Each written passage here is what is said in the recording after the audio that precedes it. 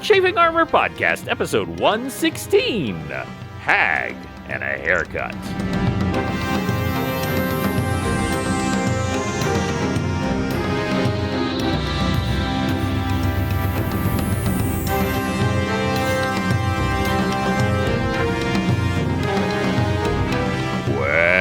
Welcome back to the Chafing Armor Podcast. I'm your host and lovable Dungeon Master, Michael Corley, and with me tonight is Dare. Dare, tell everyone who you are playing. Howdy, y'all. I'm Dare, and I am playing Tix Birchmanson, the larger-than-life gnome cleric.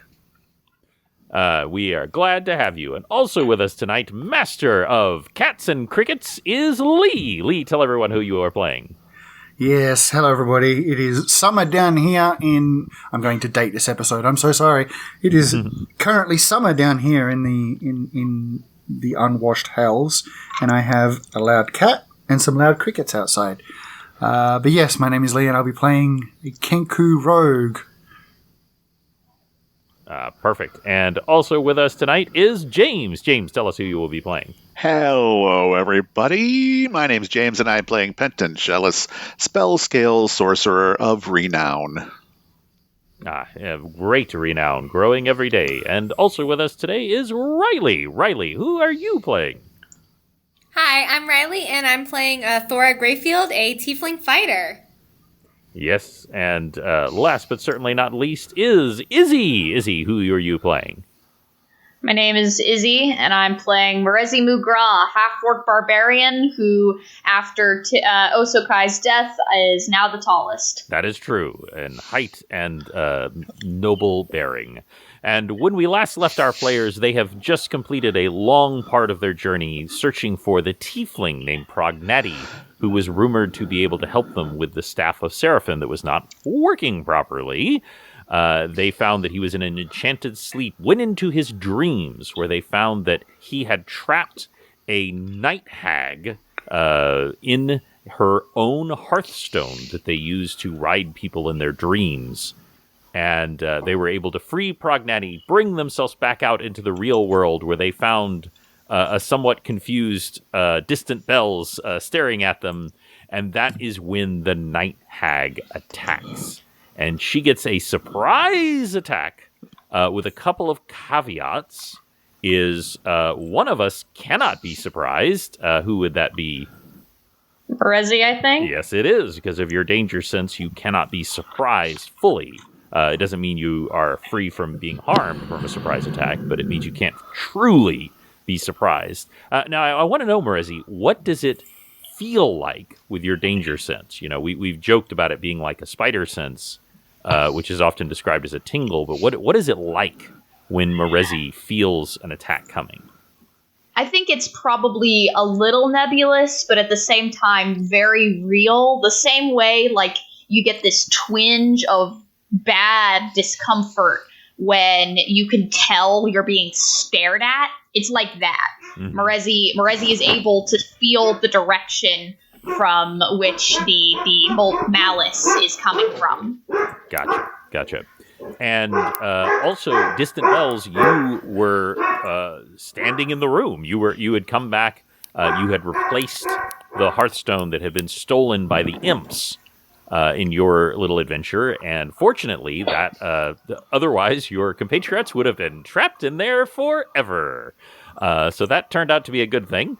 And they came swirling out of the vortex where his heart is now completely whole. But then out of the wall, a night hag stepped out and attacked. Now, I would like both Merezi and Distant Bells to roll for initiative with me for just this round. This is kind of a special, Coolio, yes. This is kind of a special round that I'm doing. Then we're going to do full initiative. 17. 27. 27. Okay. I have a plus 9 to initiative, guys. Yeah, well, it's what you do is your dex. So, unsurprisingly, Distant Bells, you will actually act first. The hag is moving towards Prognati. What would you like to do? What? How is Prognati? Is he still like recovering, or He's still asleep. He actually. You did see he sat up and kind of like smacked his lips and said, "Oh my! I have the worst dry mouth. Does anyone have something to drink?" And that's when the night hag stepped in. So he seems okay. And the night hag comes in. She is screaming, by the way, like, "Ah!" Well, he seems okay at the moment, but if what I'm doing goes off without a hitch, he might be a little worse for wear. I'm going to grab him and throw him away from the hag. Okay. Or attempt to, at least.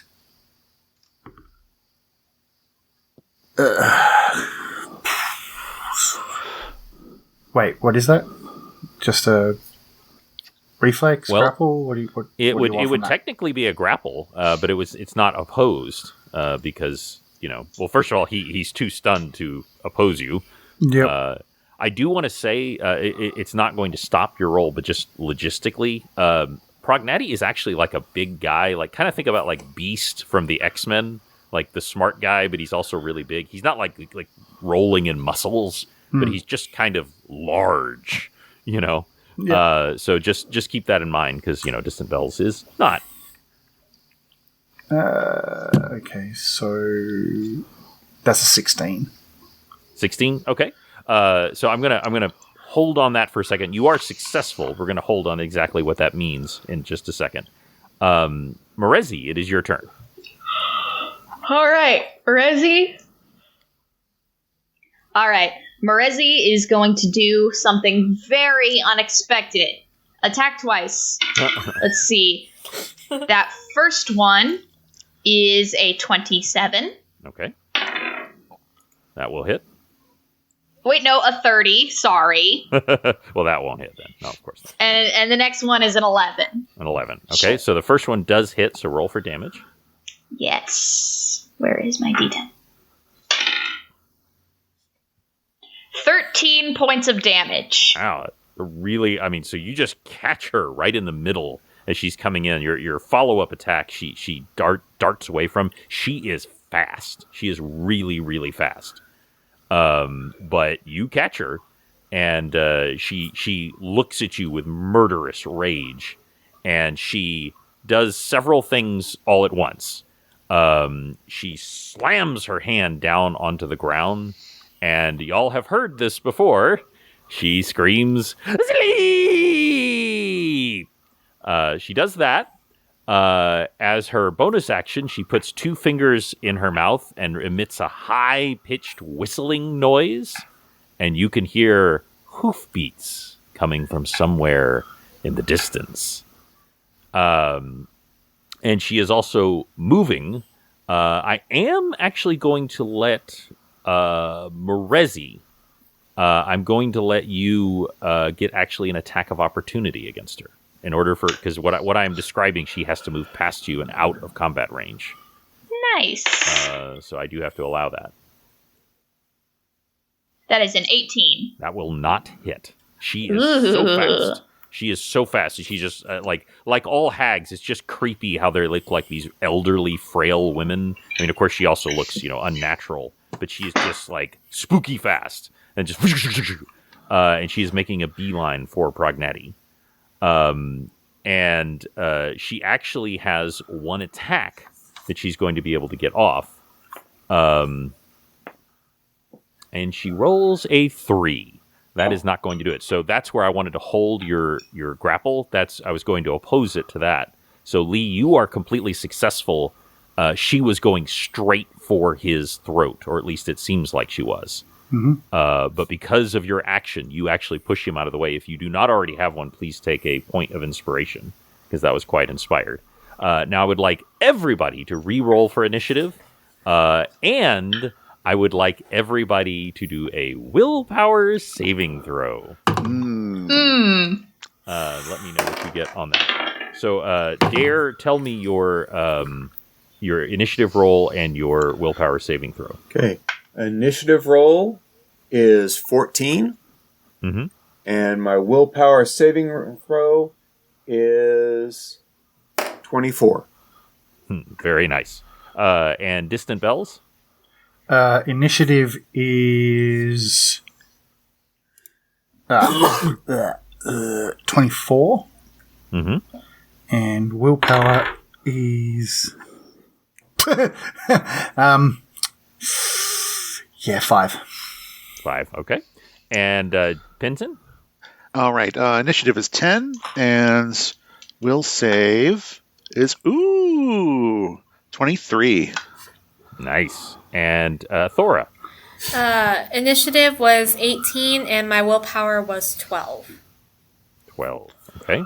Yeah. And more Resi. Let's see. That is an initiative of 4 and a willpower of 16. 16. Okay. So,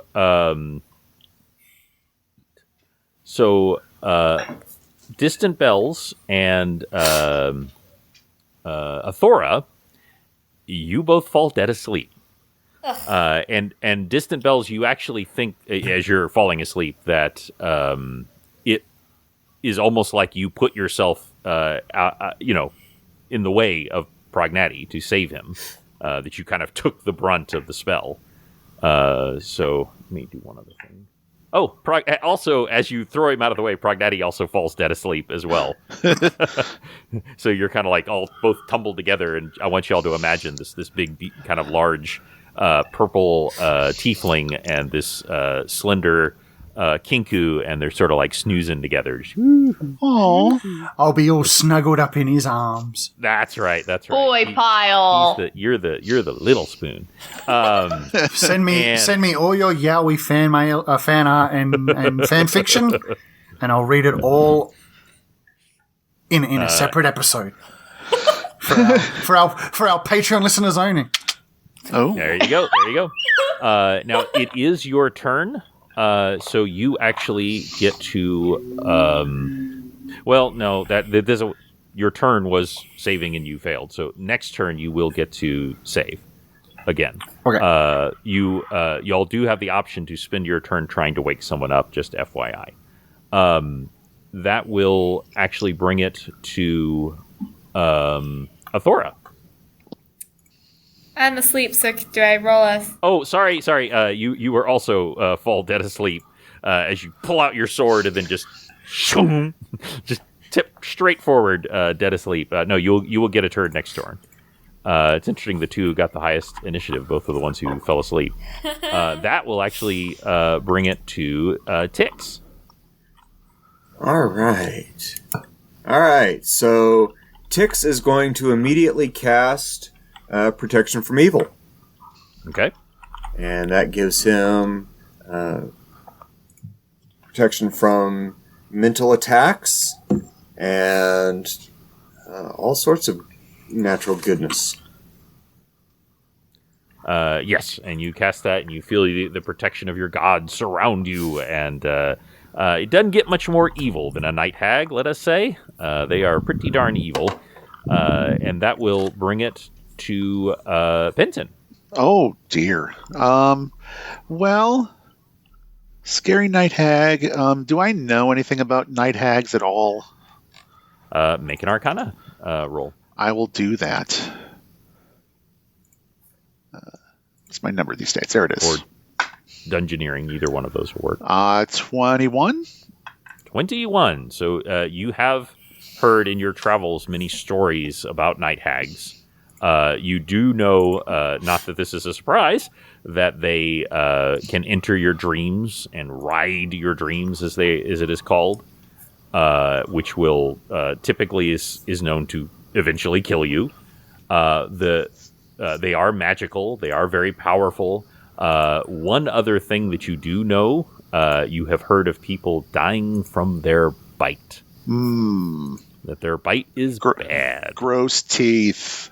Yes, gross teeth. And looking at her screen, you can certainly know that. You also know just in general that they are not fans of cold iron. Ah, well. Yeah. So that luckily, I don't have any. So, like, man, I'm just gonna break this vow of poverty for it. Are there any like wall sconces or anything like that? You never know. You never know. You're not aware of them having any particular resistance to magic. Right. But Well, I feel like this one deserves some extra oomph. This is like, how big of a room is this? Is this like? so y'all are actually in a fairly small room. Yeah. I mean, it's about 20 by 20. That's what I was But worried about. It's his bed chamber. Right. So it's not huge. And then the much larger, workshop is in the door behind y'all. Okay. So is there anybody in the same line between me and the hag at this point? Because she was going after Prognati, but he's Yes. prone. Yes. Okay. So I will actually. I mean, basically, it's possible that you could, if it was a line attack, that you could hit either Distant Bells or Prognati. Right. You could try to move to angle yourself to not do that. It would just be on how skillful your roll is. Okay. Yeah, just to try to just slip sideways enough without leaving the attack area, just to be able to not have anybody else in line of sight, as it were, in a straight line between me and her, so we don't end up hurting anybody else.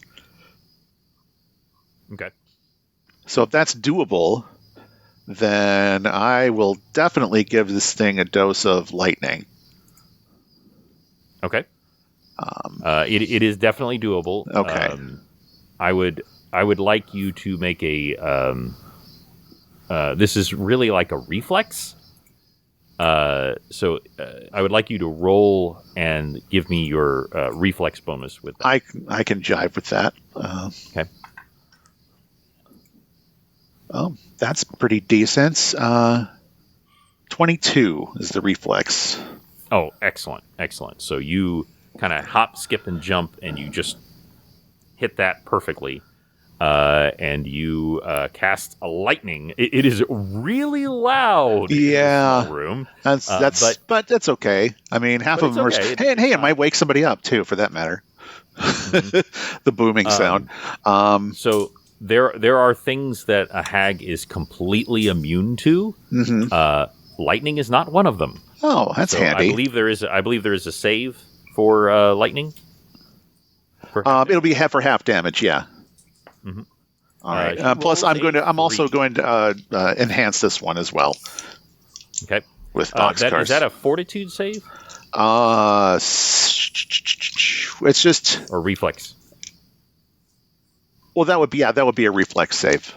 That is her worst save, and it's still really good. But she rolled a 3. Ouch. Yeah, reflex so for half. Okay. Nail her with the lightning. Okay, 6. That's a total of 9 dice. Ba-boom. Let's see.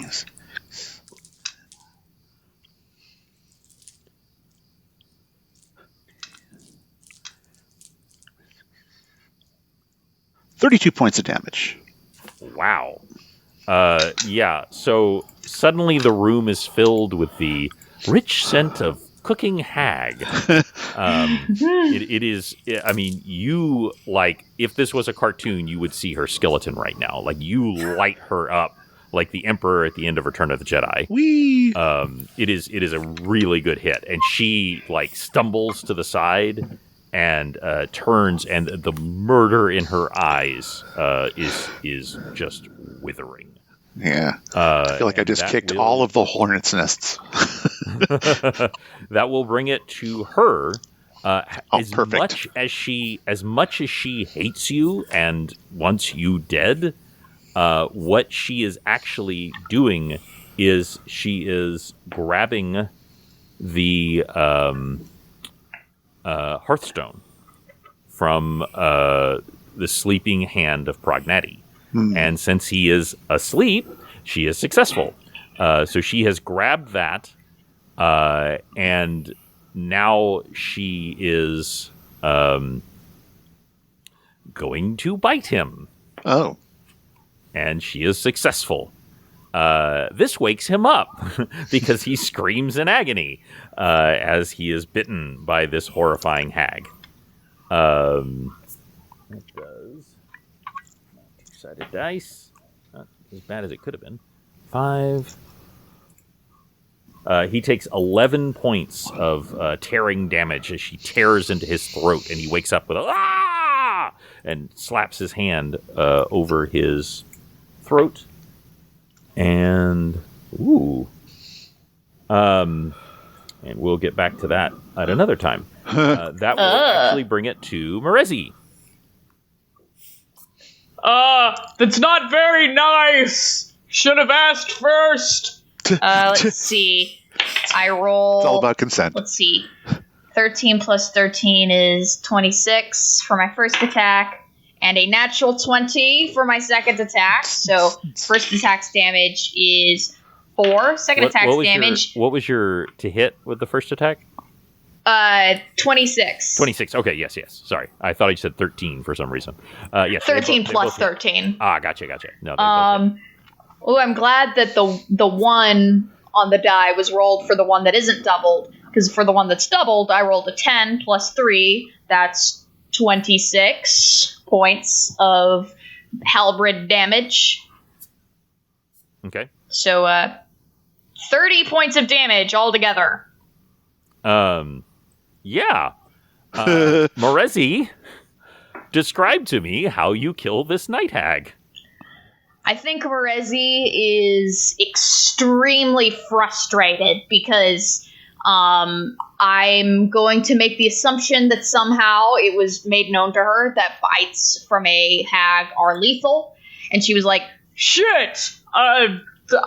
We've come all this way, and this guy's about to die! and she sort of, I'm not going to say she rages because I don't want to use up a rage, but she sort of goes into a non-official rage and is just absolutely just drives she does a upward slash to get her attention and drives the little peak of her halberd straight down into the hag's belly. Okay.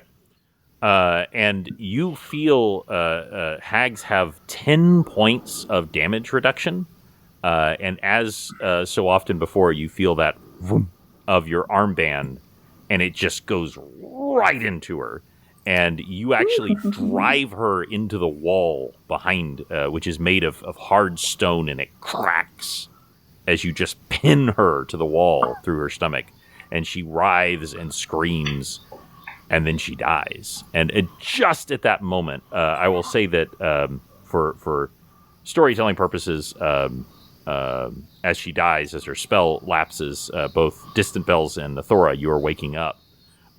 Through the wall, a nightmare, a literal nightmare, a horse with flaming hooves, and this is not, pyrotechnics. Everywhere its foot touches, catches on fire. That's made of paper, or combustible.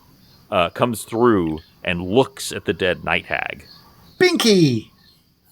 And then it just goes, no, screw this. And it just leaves. And it just leaves. It leaves her. And just leaves. So, y'all don't have to fight the night hag. I mean, the nightmare. Yay! Because it's an evil creature and has no loyalties whatsoever. It was just summoned. And you literally killed her before it could, because her plan was not to stay and fight y'all. It was to take her Hearthstone and leave. But if it had escaped, it would have sought terrible vengeance on Prognati. So, good job. Yay! Prognati is freaking out because he has a big bite wound in his neck area, like where his neck meets his shoulder. And he's like going, I am dying. Hey, we've got a cleric, right? We do. Last time I checked. Are you sure?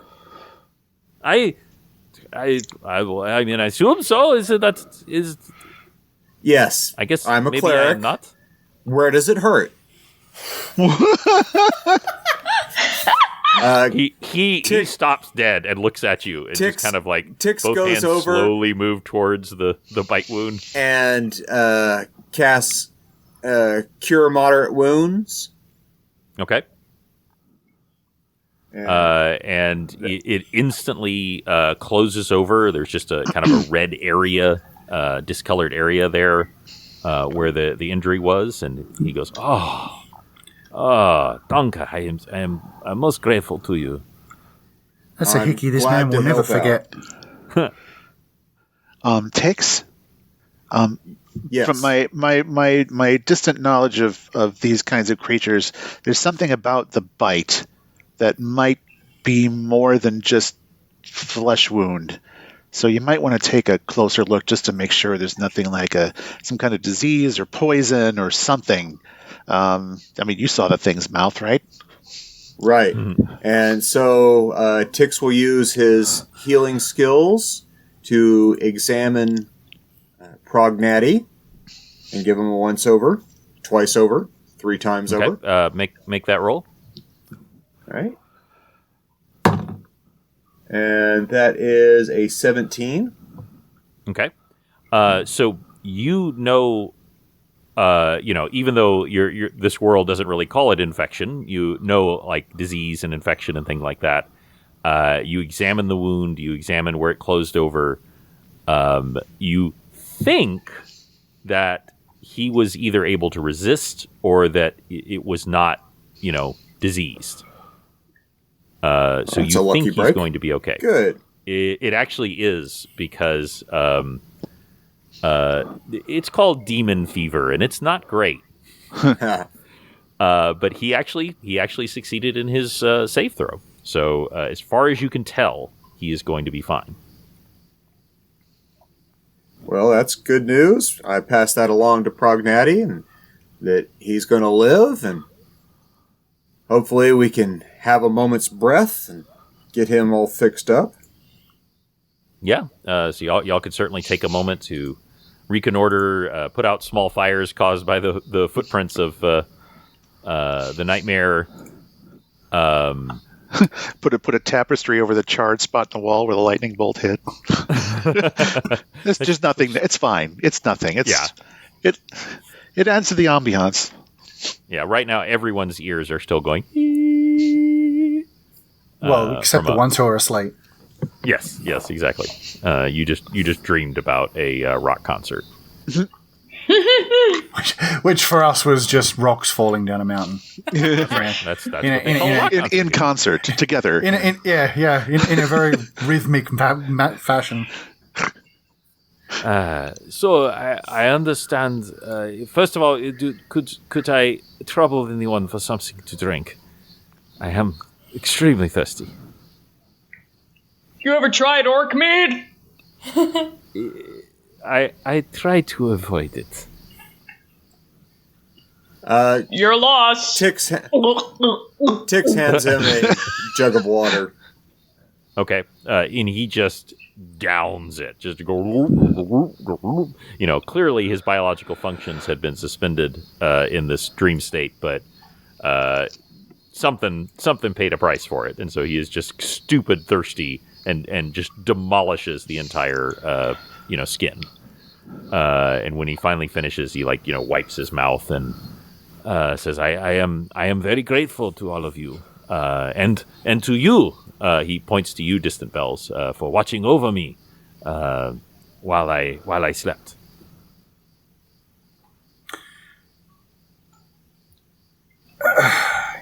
Distant Bells just nods. Okay. He says, "I let us go into my study or my workshop where we can sit properly, and perhaps I will we can request some food from our generous hosts, and perhaps we can all have a conversation." And the party takes 3 steps to the right, and there's the workshop. That's right. Yep. You're not wrong. Shuffle, shuffle, shuffle. But he goes out and basically places a food order. It is a very strange relationship because the frost elves don't like outsiders. They actively kill outsiders, but they seem not deferential, but respectful of Prognati. And there is food and drink brought, and y'all are all out. Of course, they're also very grateful to y'all because you saved them from a literal fate worse than death at the hands of the Ice Devil.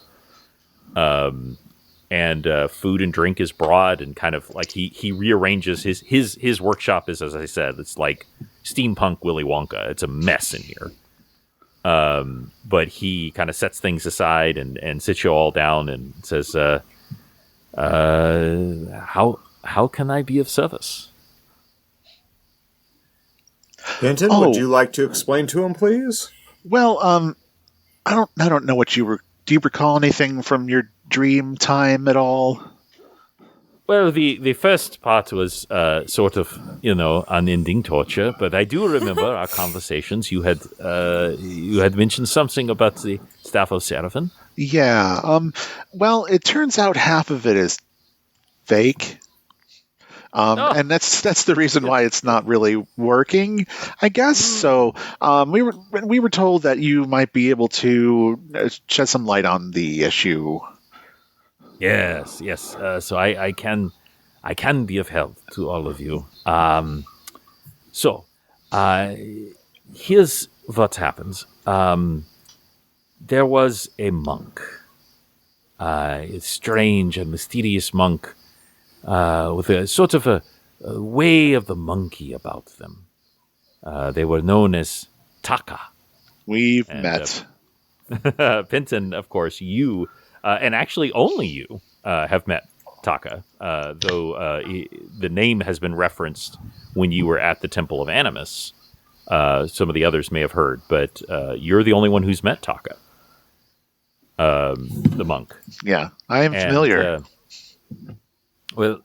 Taka came to me, and Taka showed me a secret thing. He showed me the true half of the Staff of Seraphim. They told me that they had gotten it after a altercation with a half-orc that was complicated.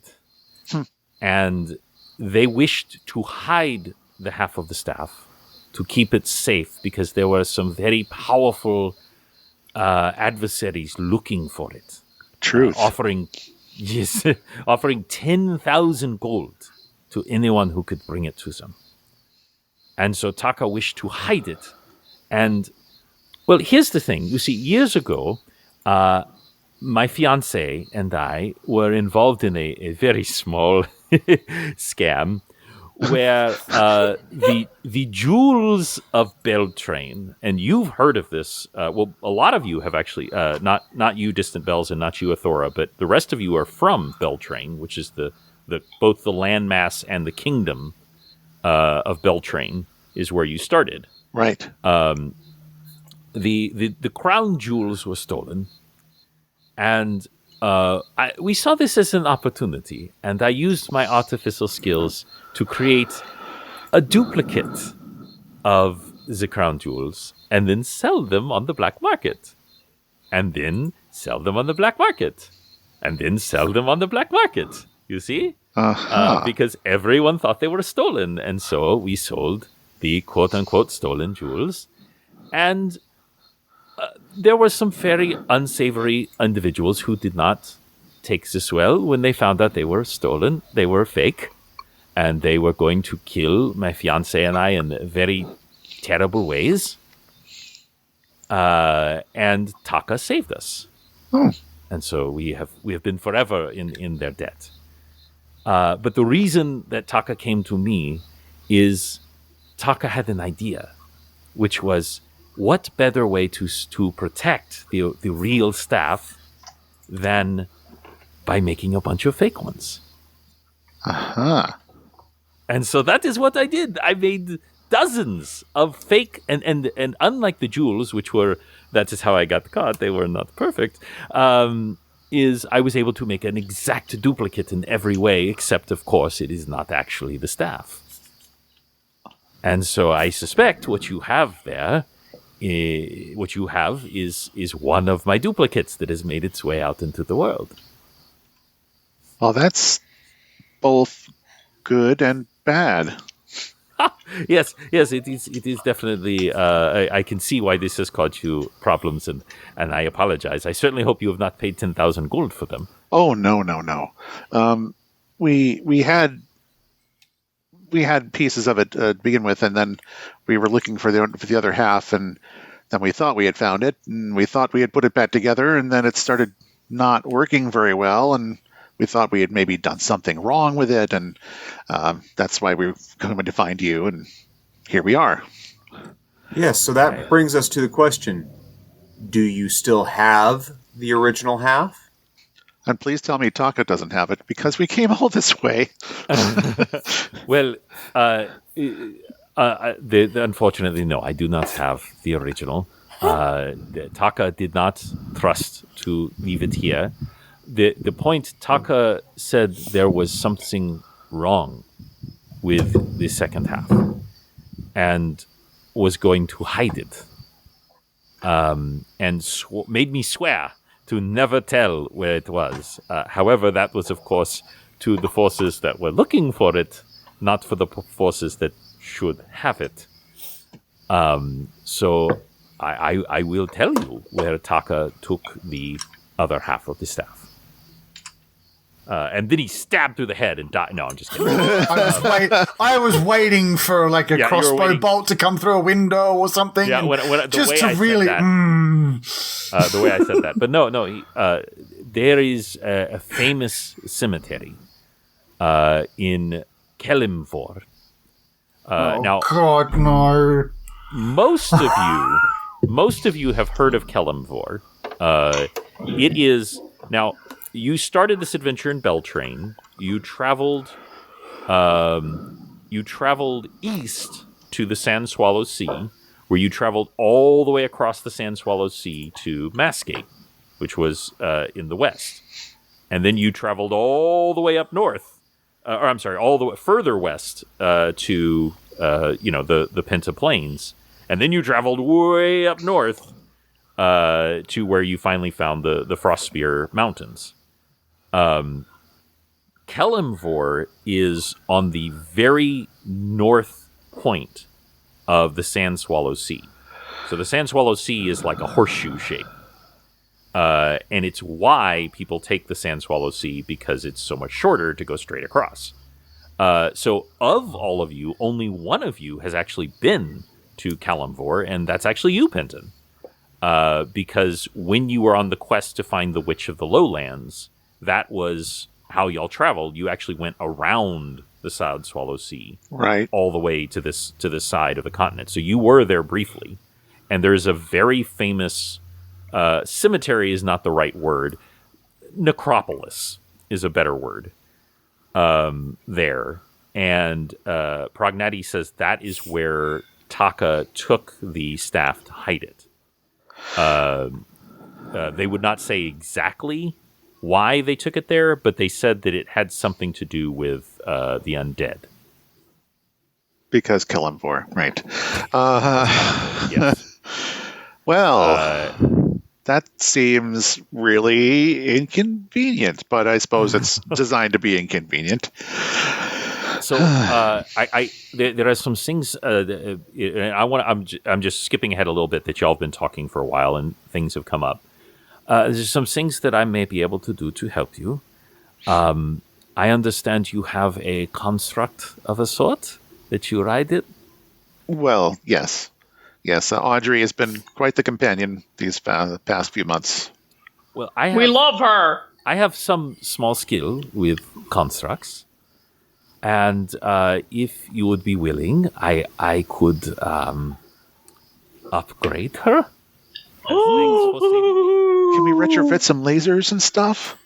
Oh, absolutely. We're putting this nothing but lasers on the outside. Lasers. Audrey's turning into an ATST. A stove. A nice stove and a fix the windows, and You're thinking big, I think Tex. You're thinking real y'all did big. say you finally fixed the windows, but yes. But anyway, So- so what do you mean by fixing or upgrading, or what's the word you used? Well, I don't. The hags who created Audrey were using primarily necromancy, and what I would do is add more of the skill of the construct itself. There is a living essence that is part. That is why she feeds on the blood. That's for sure. But it is also a construct, and I cannot speak to the living and to that, but I can improve the the materials of which she is constructed, and make her more durable, make her faster, and perhaps give her other abilities. Flight, jump depending on jets, it. Steel Audrey Water coming level. jump jets. duck feet Well, that so she can that swim. sounds that'd be perfect. Put some pontoons on there. Well, that sounds marvelous. I mean, I'll need to talk with her to make sure she's okay with it, but I can't imagine why she wouldn't want to be better. Mm-hmm. Yes. So here's the thing. This is where I need y'all to let me know. He will need to roll to do this, and I should warn you, there is a chance of critical failure, but unlikely. What? We're not using your dice, are we? One of y'all can roll if you want to. I don't mind. I don't think we should use his dice. There are three major things that you can focus on. It is attack, defense, and travel, or speed. And those are the three things that he can focus on. All right. But he can't do all of them. One or two, or Well, he can try to increase the others, but basically it's in descending order of how likely he is to be successful. okay. So definitely I one, think, maybe two, probably not three. So I think we're all in agreement that our biggest concern is Audrey not dying. So defense. What do y'all think? I tend to. I can't believe I'm saying this. I tend to agree. I would make that a third. Yeah. I mean, I think she's fast enough. I mean, any faster, and we've got larger problems if she has to run that fast. Unless we're talking like teleportation or something, that would be different. Yeah, I kind of like the idea of travel. Well, he doesn't know. He won't know until he can kind of get up all in her business and see what he can do. But he believes that he can make her travel more quickly. Okay. Well, if it's a difference between being stronger or having a faster running speed, I think being stronger would be more advantageous for her and us. A running tank would be nice. So when you say stronger, do you mean offense or defense? Defensively. Defense. Okay, I thought so. I just want to make sure. Okay, so We're the I'm offense. I'm hearing defense. That's true, as the lightning bolt will indicate. And then I'm hearing travel and just leaving off the offense. Unless there's time and potential effort. So this will take a few days. Obviously, it's not like the kind of thing he can just do instantly. It's still a process. Also, if anyone believes they have a skill that they can lend, I'm willing to listen. Well, Hey, Prognati, you've been working with like gears and levers, pulleys, simple machines, that kind of thing. I've got a little bit of a knack for it. Maybe if you show me just a couple bits and bobs of how more artificer stuff works, I could probably lend a hand. And if you need an arm too. She flexes. This is very impressive. I would greatly appreciate your help. I think my help would probably be in the vein of keeping Audrey pliable and not, trying to stomp on you or rebel or suck you dry of your blood or anything like that. So that's probably going to be my focus, is just, keeping her steady while you're doing this. Okay. Anyone else? I can help Tix- lift things. What's that? I can help lift things, so. Well, the truth is, I mean, Audrey, while she is, as we have said, the size of a decent-sized porta potty, is not nothing. And the legs, actually, her legs actually weigh more than the rest of her. But go into A-Team montage music here. So here's the question: who would like to roll for the first one, which is defense? Well, not we'll be adding Prognetti's skill as an artificer, right. But y'all indicated you might not want me to roll. No, we don't want that. I don't want that. And I think Lee's dice are always all or nothing, and that makes me nervous because it could end up being nothing. Really want to take that bet? So I don't know. I feel like me rolling would be appropriate, but it doesn't necessarily. Yeah. Well, just I don't know if you want to put it to a vote. James, go ahead and roll. Okay. Give me a straight 20-sided dice, and then we're going to add Prognati, and y'all are going to get a bonus because of the aid that you and everyone else, Merezi, Athora, are giving. All right. We're going to use the red die. Here we go. I'm just going to do this for my own benefit.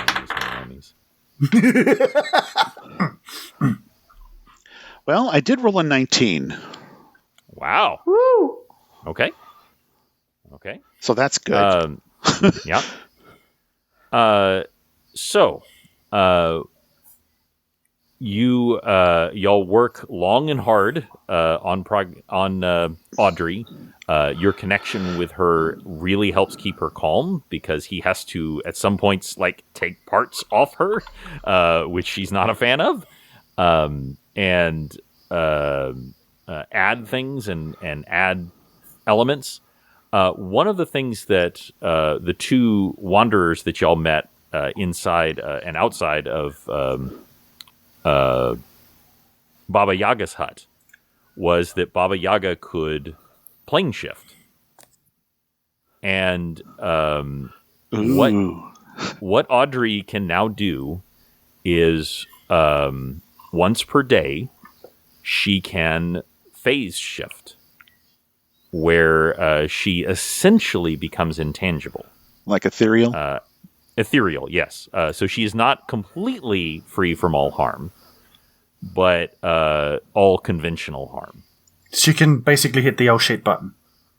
Yes. She can she can start flashing, and suddenly cannot. She becomes invincible to all normal attacks. It certainly does not free her from all attacks. She can, if she's frightened, do it herself. Or, of course, Penton, you can tell her to do so. Sure. And would that include us if we're inside? You think so? Okay. Hope so. And I'm assuming since we'd be basically ethereal, then we could pass through things like big walls or. Yes. Okay. Yes. I've just suddenly got this image of the party in there, and the Audrey does it, and we just fall out the bottom. Yeah. Runs through a wall, and we all just splat. She just keeps going. But I want you to note that once per day, Audrey can become ethereal. Okay. And in fact, he has actually used the information that he's gained from studying the Night Hag, because the way she becomes ethereal is actually with her Hearthstone. Aha. And so he is actually duplicating some of the aspects of the Hearthstone, which he still has, worth 1,800 gold on the black market, in case you want to know. He's gonna make a dozen of them to allow Audrey to do that. Okay, and how long does that last? It lasts for 1 minute. Okay, 10 turns. Which is a long time in combat, but not so long if you're trying to like pass through a big thick wall, or like a mountain or something. Right. And you don't think you want to be inside something when it ends. No. So, yes, but it'll last for 1 minute. Excellent. So she now has that. Y'all have upgraded Audrey. I would like you to roll one more time. Okay. I have inspiration, so I could get. Oh, That that's is true. true. Oh, you go That for is it true. then. I'm just saying. Get your nothing out. Get your nothing out of the way, and then go for your all. All right. You just want to roll D20? Yeah. Now, as this is a second one, the difficulty is higher. Okay. Just FYI. What's this for? This is for speed, right? This is for speed. This is for movement. Okay. Roll I a don't one. need Now the inspiration. Ooh. I just rolled a 20. Sweet. You rolled a natural 20? Yep. Okay. I was just waiting for I you to actually roll didn't one, really and she's want like, to spend "Sorry, that we." inspiration, to be fair. Yeah. I was waiting for you to roll a one. It's like, sorry, she only has one leg now. Yeah. So here's the thing. Because I was working on this beforehand. I was having fun with my little upgrade moment. There was something that was only available if you rolled a natural 20. Oh. Jump jets. So he comes out and he is like smiling. He's got that crap-eaten grin. And he's like, we have been very successful. It hit me when I was inside her, and I saw this strange creature that you have in a jar. Oh no. Oh, right. The wyvern in the jar. The wyvern. You still have the wyvern in a jar inside Audrey, just sitting there. I mean, y'all haven't had anything else to do with it. It's the team mascot after all. Now, in some versions of Audrey's drawing, specifically done by Izzy, Audrey has something, Wings. which is little vestigial wings, little chicken wings. He pats her twice on the back and boom, wings, full extended chicken wings, but fully functional chicken wings. Ladies and gentlemen, Audrey can now fly. Yes! So here's what I want you to know. If you had rolled well but not natural 20, she would have been able to fly for brief periods of time. But Audrey can now fly. Just period. Period.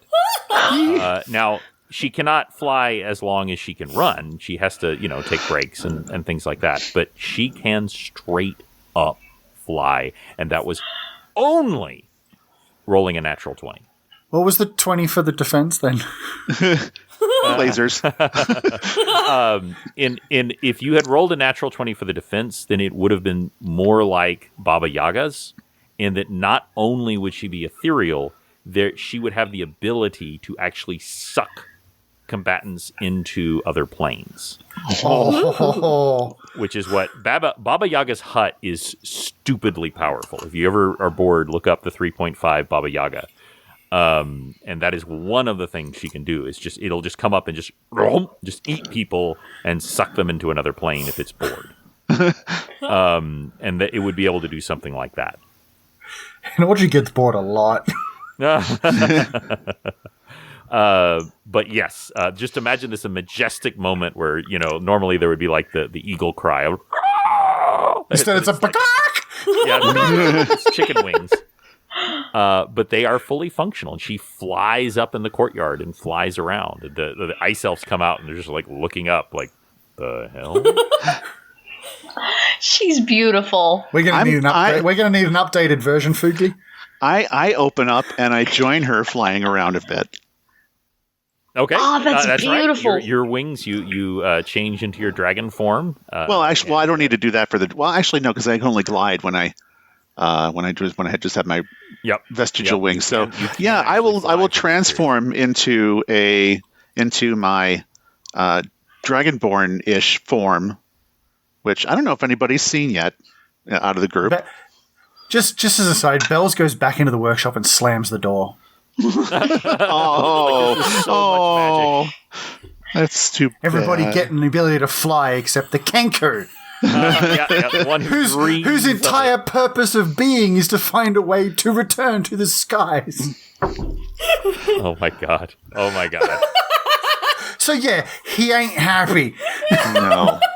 Ghost, it's like your rich friend winning the lottery. Yeah, exactly. You don't need it. What are you doing? You know what might make you feel better is like you do something like, one of those primal things like screaming, like at a wedding.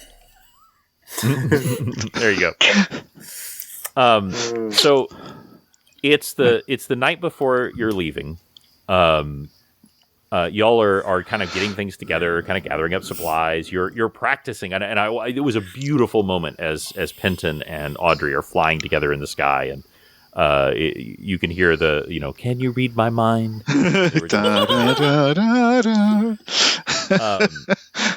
And Daylor actually comes up to you, Athora. Oh. Daylor is the ranger that y'all first met, the frost elf. Yep. He was mad at Merezi because Merezi attacked his kill, but you attacked the other one. And he said, this is somewhat challenging for me, but I want you to have this. I made this for you. And he holds out a bear cloak. Aww. And here's the thing, Athora. It is the ugliest bear cloak you have ever seen. Because I literally start crying. He failed his role to properly skin the bear. Okay, I need to roll again. This is still the nicest thing anyone's done for me in forever, so I take it. I open my arms to hug him, wait a second to see if he lets me, and then go in for a hug. To say that he stiffens, like he turns to a pillar of ice as you hug him, but then he just he lets you hug him. And I want to be clear, this is not in any way a romantic gesture. This is like one warrior to another. I give this to you, and then you just hug him, and you're much bigger than him too. They're fairly tall. So do I pick him up like I normally do and just spin him around? Absolutely. And he is just mortified by this. Bells goes into a different room before bursting into laughter. He manages to restrain himself and take himself away for a bit before laughing. So y'all hear the sound of the door click, and then just peals of distant laughter instead of distant bells, just emanate from inside this chamber. He's just putting a pillow over his face and just it is a horrifying cloak. It has almost no protection from the elements, which is fortunate because you are immune to the cold. It has holes in it. There are parts that are badly tanned, so it's it looks like Straight from the bear? a bear had horrible mange. this guy is amazing. It is the ugliest thing you have ever seen, and in its ugliness, it is actually compelling. It draws your eye. So Athora, you can choose once a day. You can either have a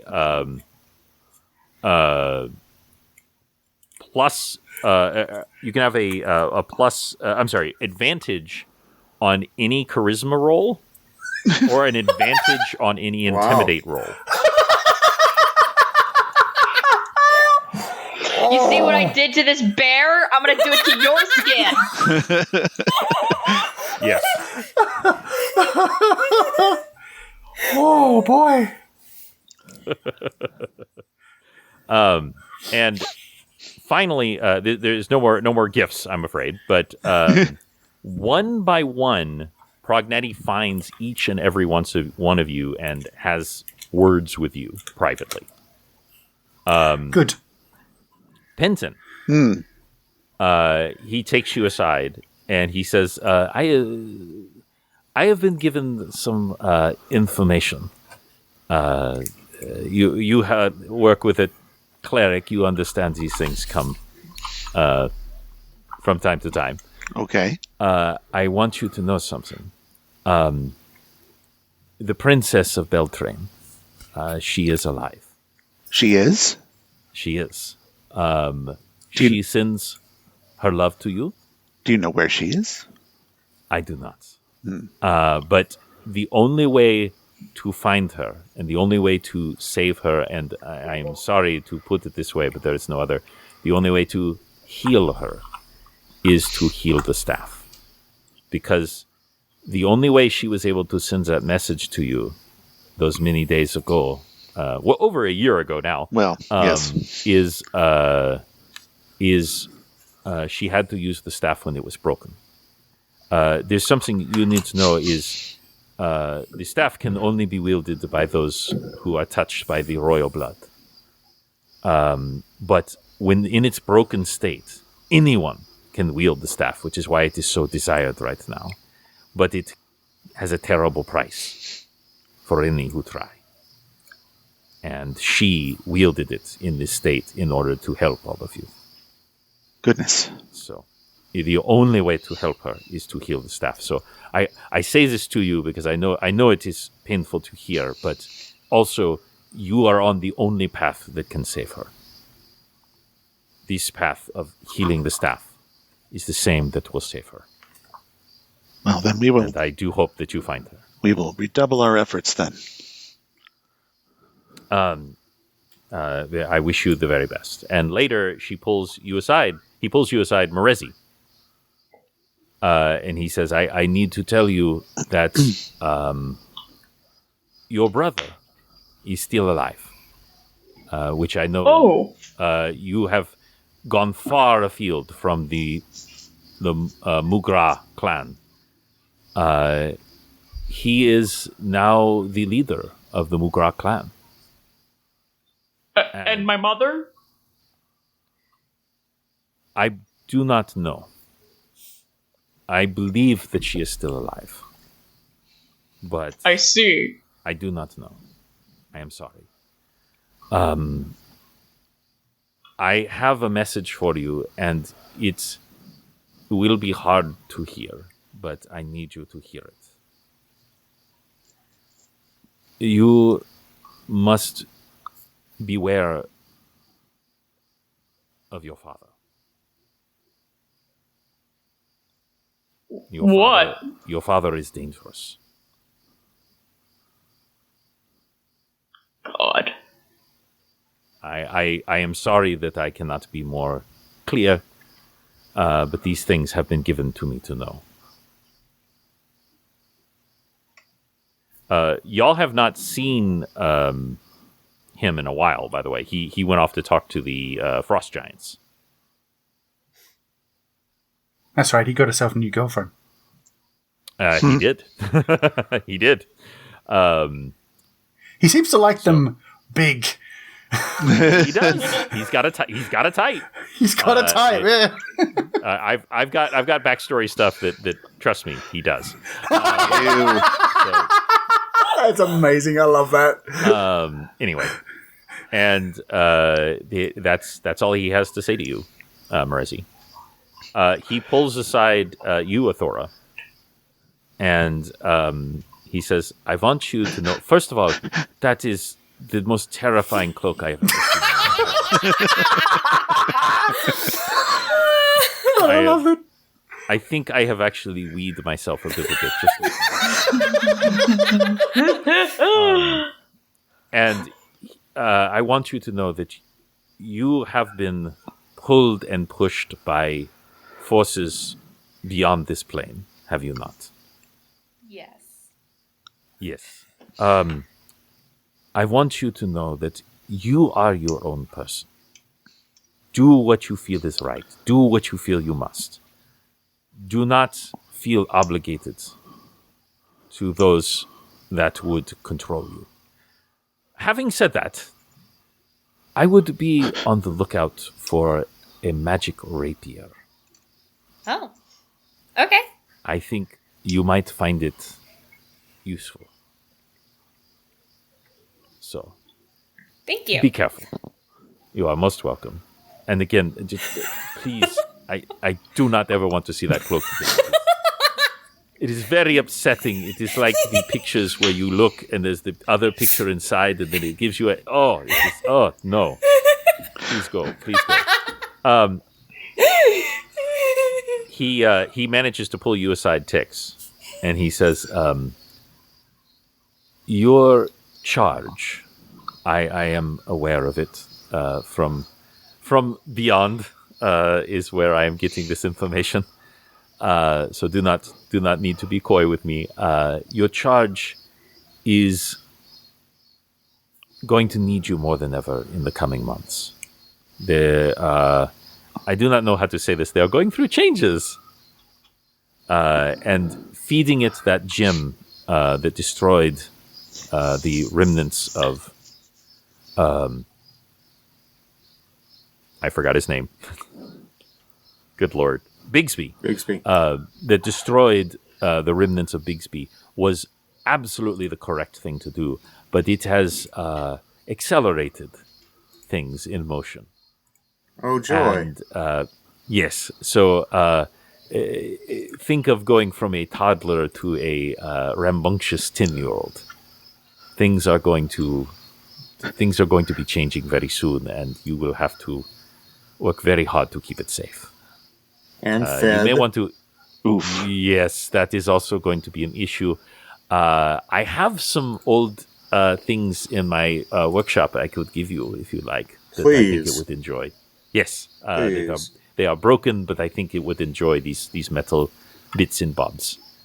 So please keep it safe. I don't need to tell you that because I know your god has already charged you, but it is going to be more challenging to do so in the very near months. Very well. Thank you for letting me know that.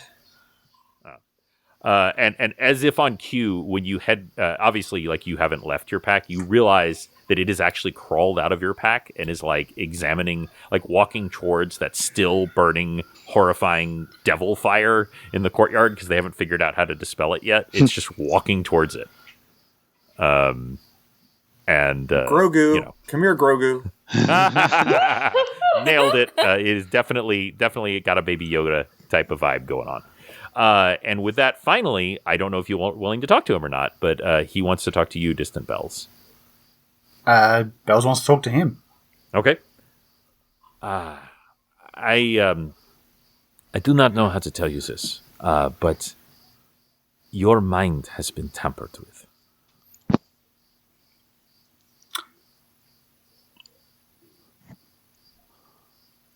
The voice of that bard we met many months ago Yeah.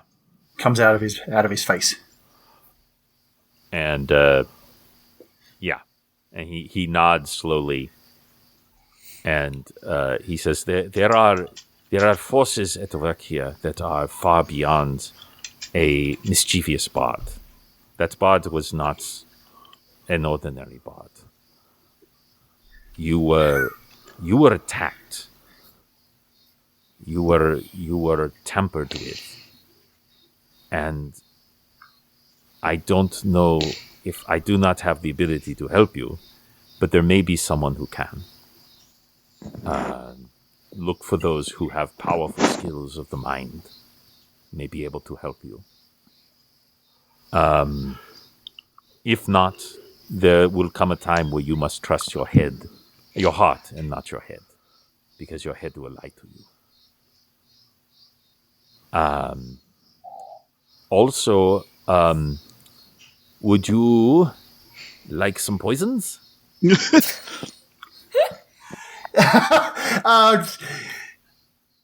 If it was possible, actually, you know what? No, he was going to his bells after hearing the sound of his mind being altered. Kind of is looking a little pensive, but at the sound of poisons, he legit his head just jerks up and his eyes just glimmer, and he can't help himself. He's kind of like. Just clap, clap, clap, clap, clap. Just claps. He's just nodding his head, and the sound of yes, please, like an excited child. Yes, please. He starts to go through some of his items that he has that are actually used. Some of them are used in munitions, but are also poisons, and we can discuss that later, Lee. Exactly how that's going to manifest. And as he's talking almost idly, he says, "I swear it was over here. I do not know where my backpack is. It was on the wall when I was last looking, and their backpack is slung on your back, and of course your cloak is over it, so he can't see it." You know what? There's a couple of things I want to do. He's going to Bells will tap him on the shoulder while he's searching and just kind of point to the pack, and just kind of.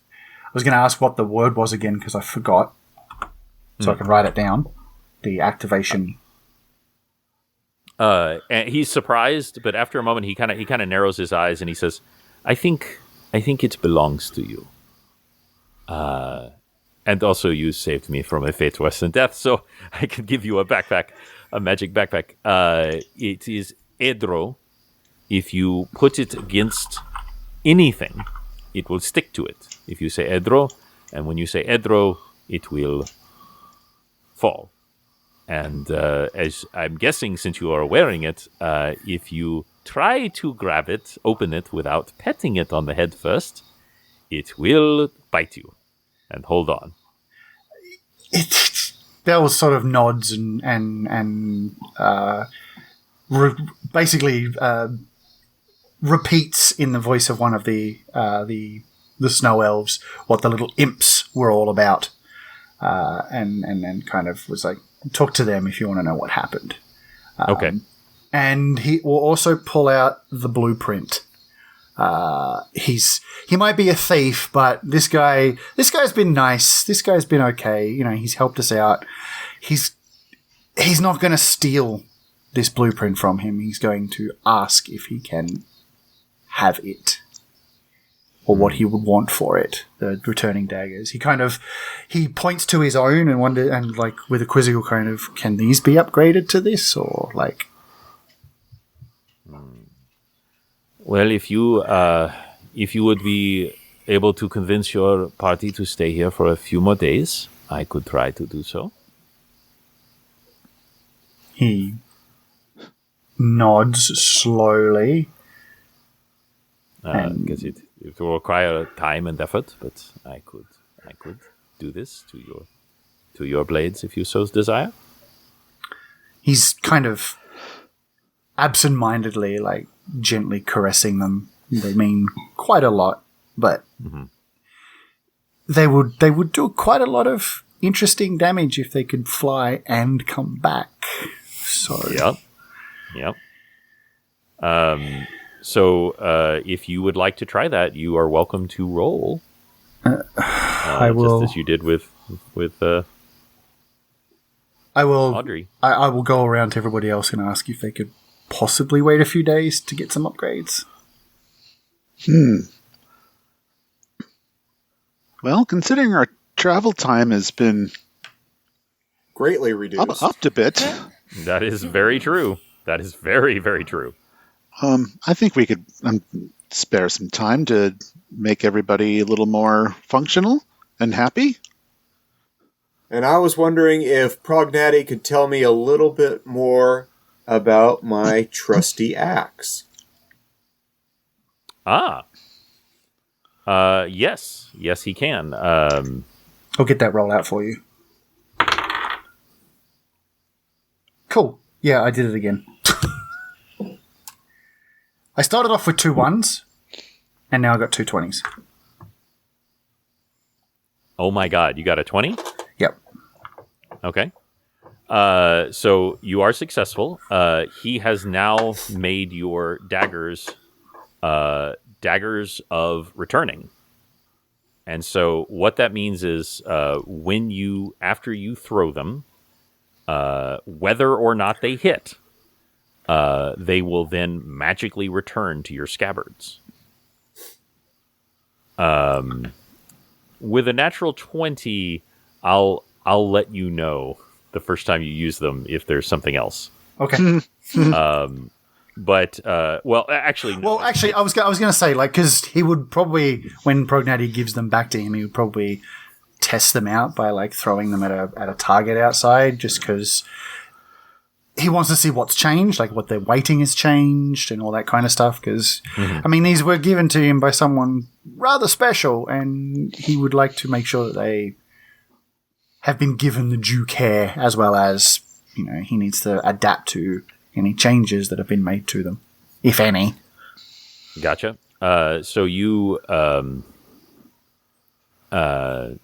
test them out. They absolutely work. They are now +1 magical daggers. So for purposes of magic.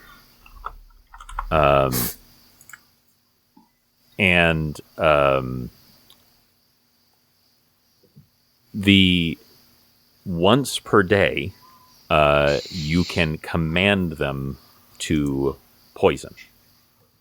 Yes, perfect. And they will, potentially. So the way it works is you will prepare a poison for them, and it will hold that charge. And once per day, it will magically deliver poison to the target. It must hit the target, but it will magically poison them.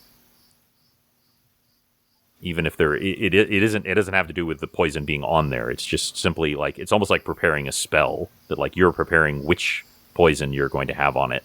Okay. And once per day, both of them can poison an enemy. Awesome. Yeah. So they are daggers of returning and daggers of poison. Bells bows deeply and kind of the words of a noble thanking his king or his city duke or whatever, just kind of thank you very much. It is highly appreciated. And he returns the bow. He is very, very happy with all of this. He also takes some time to really study Destiny Seeker ticks. Okay. And he says, so do you want the good news or do you want the bad news? Yes. That's a good answer. So the good news is it is possible that your axe could become even more powerful than it is now. Okay. The bad news is it was wielded by a dark paladin for many years, and it is evil. It is very evil. No, really? So if you so will it, you can actually drain the life from your opponents. And you have seen multiple times where Destiny Seeker has actually drained blood. Right. And it will heal you in a vampiric-like fashion.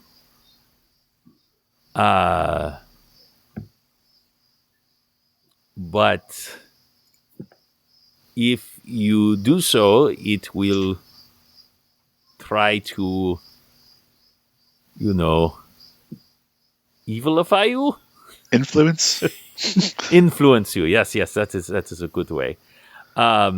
It is subordinate to you, which is why you have been able to use it. It is neutral evil, which is, whatever term they use in this world. But that is why you've been able to use it, is because it is neutral as well as evil.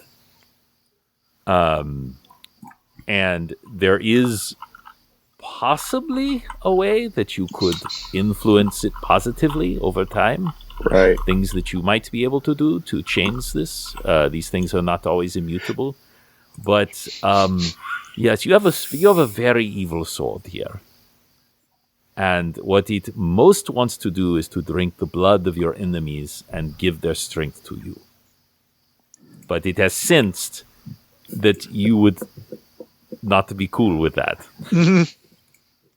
Well, I'll continue to have talks with it, and we'll see what we can do about taking on our enemies. I'm not opposed to that. But we will do it in a morally just way. I do not doubt you will, and he's very fond of you, Tix, especially after you healed his wound. So with that, the camera pans back, and you see the vroom, vroom, as Audrey circles once, twice, and there's no one to actually make a craw sound. So maybe if Distant Bells wants to, you can. Normally would hear as Audrey 3 soars out from the Frost Spire Mountains as the Frost Elves look up, and Prognati looks up, and as he does, in the distance you can actually see. I apologize, my brain is not working. Tell me your father's name, Merezi. Denwolf. You see Dinwolf actually returning and coming back into the kingdom, and approaching. Wow, I'm having a night, guys.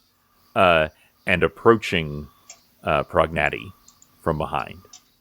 Oh. And y'all fly on towards Kelimvor. And that's where we'll end Chafing Armor, episode 116. Great job, everybody. Woo! Whew. That was fun. We have a flying chicken hut. Here's a question too. I'll put this to the whole group. How do you think Audrey flies? Does she tuck her legs up, or does she leave them hanging down? Oh, definitely tucks. I was wondering if she tips forward or flies like Just straight vertically. Are we helicoptering? Like, does she lean, tilt forward and move forward that way? Or yeah, what are the mechanics? Do her wings And rotate? if she tilts forward, does everything slide towards the entrance?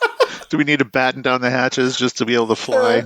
Well, y'all have, as I've said before, y'all do not feel the pitch and yaw of Audrey as she walks. You have a sense of motion when she's walking, but it's just more like the hum of the engine of the of Enterprise.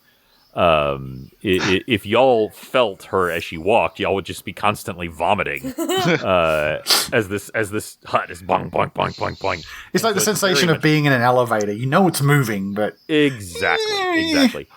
And the more, like, when she is knocked over, like, you do feel that more. But it's actually the funny thing is when she flies, it's even less. Like, again, you have that sensation of movement, but it's actually even more fluid. Yay!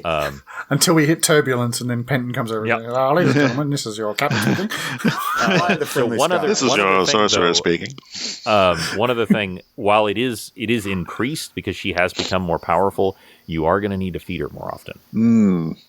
Because flying takes a lot more calories than walking. So does that mean we don't have the Wyvern anymore? You don't have what? The Wyvern. No, the Wyvern is still in there. No, okay. the wings of the Wyvern inspired him.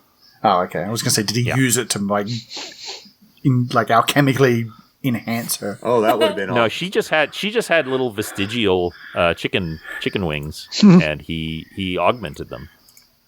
Cool. But yeah. Great job, everybody. If people wanted to hear more of this craziness, where would be one place they would go? YouTube? The YouTubes. They'd go to the YouTubes. That's right. I actually, that's where our wonderful Duke has often commented on our YouTube channel. And as you said, chafingarmor.com. You can go to most every pod giver outer, whether that's Spotify or iTunes or any of those. You can check us out. We sure appreciate all of our wonderful listeners. And how. But y'all all have a wonderful evening. Thank you very much. You too. Thank you for And not killing us. Will, just you wait. We will roll with you soon.